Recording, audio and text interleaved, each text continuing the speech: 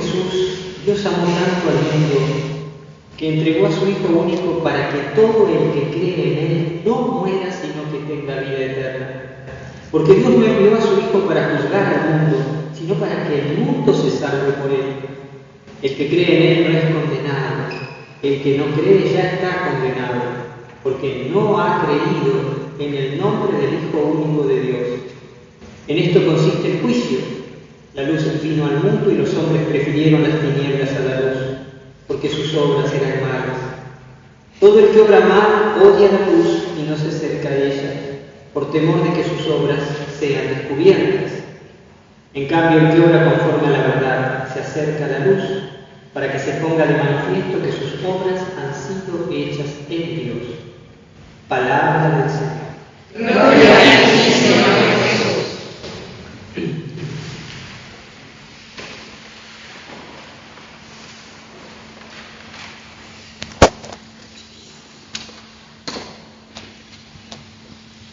Durante la noche, el ángel del Señor abrió las puertas de la prisión e hizo salir a los apóstoles.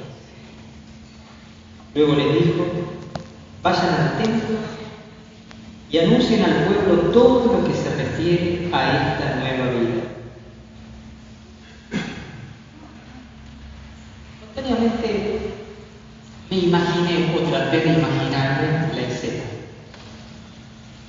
Están los apóstoles presos, para que ustedes se ubiquen.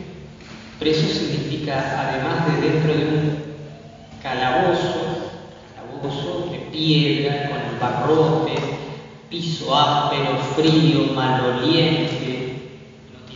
No tenían inodorito. No tenían un inodorito. ¿Se imaginan? Nadie limpiaba un calabozo. Un calabozo en el cual encima tenían barrotes para atar los pies, grilletes de pies, de mano y muchas veces también de cogote. Pasar la noche así. Digo, para que sepamos cómo eran las cárceles en aquel entonces. Gracias a Dios no es más así, al menos en Occidente. Yo no sé, en algunos de esos países medios ultra, donde siguen todavía matando a las mujeres por adulterio, ¿viste? A las quebradas, no, ahí no sé. Pero digan, durante la noche aparece un ángel y abre las cárceles y ellos salen, y encima de salir, no les dice vayan a sus casas, refúgiense, escóndanse, les dice vayan al templo, es decir, al lugar donde habían sido encarcelados, y hablen al pueblo públicamente sobre este estilo de vida. Imaginaba la escena. Y esto produjo un profundo, yo diría, un consuelo. San Ignacio de Loyola diría una hermosa consolación de las obras de Dios. Mientras pensaba en esto, surgió la voz de una objeción. ¿Quieren que les cuente cuál era la objeción? Bueno, Marta y a las demás, después les cuento a ustedes en privado. ¿Quieren que les cuente? Sí. Sí. Son curiosos, ¿eh? La objeción fue recordar un texto del documento de Puebla. ¿Ustedes recuerdan Puebla? Papa estuvo visitando Puebla ahora, en su visita a México, es al sur de México, y ahí hubo una gran reunión de todos los obispos latinoamericanos en 1979, que fue la tercera conferencia episcopal latinoamericana. Uno de los documentos más hermosos del mundo, Puebla. En el número 308, Puebla habla de las distintas visiones inadecuadas del hombre, y entre ellas habla de la visión determinista. Y allí la frase que me vino tenía que ver con la visión determinista. Y me vino de manera fragmentaria, ¿viste? No me vino en la frase literal. Traté incluso de escribirla en mi cuaderno de oración y no podía armar bien la frase, pero me venía algo así como: todavía muchos cristianos están en el error, piensan todo impuesto por Dios. Sí, me vino fragmentariamente. Y esta voz de mi memoria, que se interponía como una objeción al consuelo frente a la obra de Dios de liberación, me hizo pensar: yo tengo que ver si esto viene del Espíritu, del Santo Espíritu, porque a veces uno puede recordar una frase, escuchen bien, bíblica, y puede ser el mal espíritu el que te haga recordar una frase bíblica o una frase del Concilio Vaticano II. Porque es una frase que en lugar de traerte luz te trae confusión. ¿Se entiende? Entonces, ¿qué hice? Dije, voy a leer Puebla. Y fui, tomé el texto de Puebla. Miren cómo será. Digo, ¿qué número era? Ni me acordaba el número. Y abro el documento y estaba marcado ahí. Número 308, por eso me lo sé de memoria. Y hablando justamente de la visión determinista, la frase exacta era, o sea, hablaba de varias, de la irrupción del alma latinoamericana en la vida social, y hablaba de esta visión determinista con varios aspectos. Y uno de los aspectos dice: todavía muchos cristianos, por desconocer la legítima esa parte no me la acordaba, por desconocer o por no tener en cuenta la legítima autonomía, presten atención, autonomía, legítima autonomía, por desconocer la legítima autonomía de la naturaleza, legítima autonomía de la naturaleza y de la historia, todavía muchos cristianos, por desconocer la legítima autonomía de la naturaleza y de la historia, continúan pensando que todo lo que acontece sucede impuesto por Dios.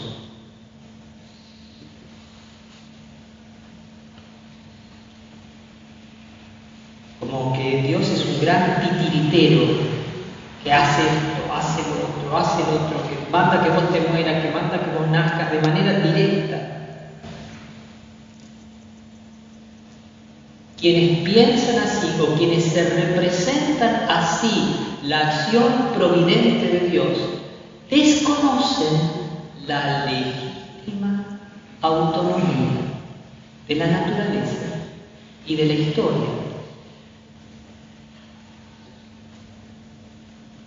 ¿Acá me siguen? Entonces, digo, Señor, ¿qué hago con esto? Y ahí me vino la luz, así que fue del Espíritu Santo. Es un error pensar, desconociendo la legítima autonomía de la naturaleza y de la historia. Sí. Sí, es un error. Es un error pensar que Dios impone directamente, sin mediación, sin mediaciones, todo lo que ocurre. Sí, es un error. Un error que surge, insisto, por desconocer la legítima autonomía. Bien. Ahora bien, reconociendo la legítima autonomía de la naturaleza y de la historia, sin embargo, no implica, sin embargo, negar la irrupción milagrosa de lo sobrenatural. Esto es como para la Facultad de Teología lo que estoy enseñando.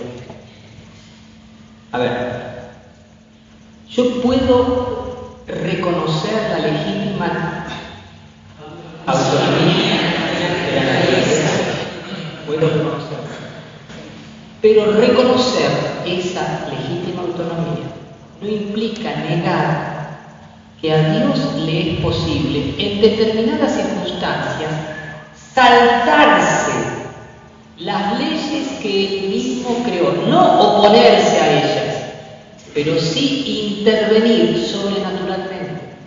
Lo que hoy escuchamos en el texto de Hechos no es negar la legítima. Si hubiera sido solo la legítima autonomía, Pedro y los demás apóstoles continúan presos, porque las cárceles no se abren solas,